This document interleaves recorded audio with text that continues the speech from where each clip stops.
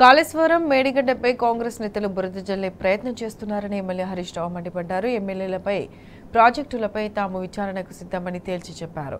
Sitting జడ్జితో వెంటనే విచారణ జరిపించాలని ఆయన డిమాండ్ చేశారు. అధ్యక్ష, కాళేశ్వరం విషయంలో గాని మేడిగడ్డ విషయంలో కూడా ఇదే బురద జల్లే ప్రయత్నం చేస్తా ఉన్నారు. నేను చూస్తా ఉన్నా ఇవాళ ఉత్తమ్ కుమార్ రెడ్డి గారు వారు చాలా సందర్భాల్లో వారు కానీ వీళ్ళ నాయకులు కానీ చెప్తా ఉన్నారు. ఏమని చెప్తున్నారు? మేము సిట్టింగ్ జడ్జితో విచారణ జరుపుతామని చెప్తున్నారు. అధ్యక్ష, ఐ డిమాండ్ వెంటనే సిట్టింగ్ జడ్జితో విచారణ జరపండి. అధ్యక్ష,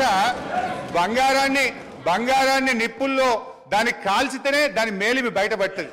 నిజమేందో ప్రజలకు తెలవాలి, బంగారం ఏందో కంచేందో ప్రజలకు అర్థమవుతుంది. దాదాపు 80,000 కోట్లు ఖర్చయిన కాళేశ్వరానికి 1,00,000 కోట్లకు ఇలా అవినీతి జరిగిందని చేసిన వీళ్ళ అవినీతి ప్రచారం గోబల్స్ గా పెద్ద ఎత్తున ప్రచారం చేశారు. అధ్యక్ష, దురదృష్టవశాత్తు ప్రజలు కూడా కొంత నమ్మిండ్రు. అధ్యక్ష, ఇలా నిజం నిలకడమే తెలుస్తుంది. తప్పకుండా ఇలా మీరు మేడిగడ్డ మీద వేస్తారా, సుందిల మీద వేస్తారా,